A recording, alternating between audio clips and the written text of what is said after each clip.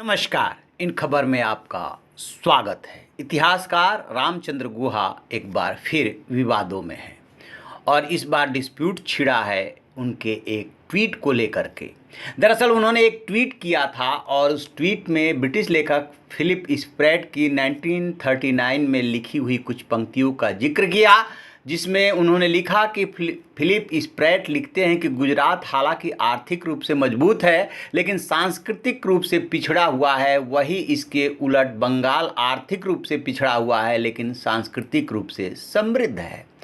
उनका इतना ट्वीट करना था कि ट्विटर पे वो ट्रोल होने लगे।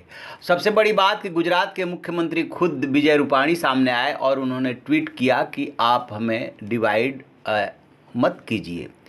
दोनों स्टेट्स अपने अपने हिसाब से बहुत ही रिच हैं, इंडिया यूनाइटेड है। खैर, वो मुख्यमंत्री हैं, उन्होंने जो कहा सो कहा, वो उनको कहना ही था। बट जो परेश रावल हैं वो सामने आए और उन्होंने रामचंद्र गुहा को ज़बरदस्त जवाब दिया। परेश रावल जो है अपने ह्यूमर और कटाक्ष तंज के लिए जाने जाते हैं।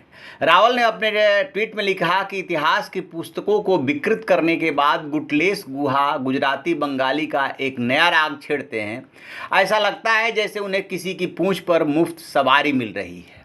बस उनका इतना कहना था कि ट्विटर पे उनके समर्थक आ गए और फिर जो है रामचंद्र गुहा को ट्रोल करने लगे। अपने ट्वीट पे विवाद बढ़ता देख गुहा ने एक अन्य ट्वीट में कहा कि वो अपनी रिसर्च के दौरान मिले दूसरे लोगों के कथन को पोस्ट करते रहते हैं क्योंकि ये उन्हें आकर्षक लगते हैं। गुहा ने लिखा, वैधानिक चेतावनी, जब मैं अपनी रिसर्च के दौरान किसी दूसरे के कथन को पोस्ट करता हूं तो ऐसा इसलिए कि मुझे यह किसी तरह आकर्षित लगते हैं। हो सकता है मैं पोस्ट किए उस कथन को पूरी तरह या आंशिक रूप से सहमत भी हूं या ना हूं। अपना गुस्सा या तारीफ उन शख्स की आत्मा के लिए बचा करके रखें जिसका कथन मैंने कोट किया है। वो अपनी तरफ से सफाई देते रहे कि मैंने ये आकर्षित मुझे किया इसलिए मैंने इसको डाला, मेरा ये कथन नहीं है, वगैरह वगैरह।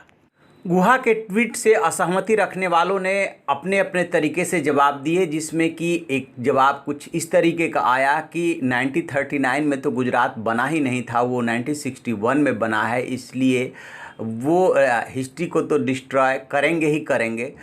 इसमें कहीं कोई दो राय नहीं है कि रामचंद्र गुहा अपने अलग मिजाज और बेबाकी के लिए जाने जाते हैं, लेकिन कई बार वो ऐसी बातें कहते हैं जिसका कि विरोध होता है। आपको याद होगा सीए का जिन दिनों विरोध चल रहा था, वो बेंगलुरु में किस तरीके से गिरफ्तार किए गए थे और किस तरीके से उन्होंने अपना विरोध प्रदर्शन किया था। यहाँ ट्विटर पे भी वो खासा ट्रोल किए जा रहे हैं और जो ट्रोल्स कर रहे हैं उनको उन्होंने अपने अंदाज में जवाब भी दिया है। अब देखते हैं ये विवाद कहां जा कर के थमता है।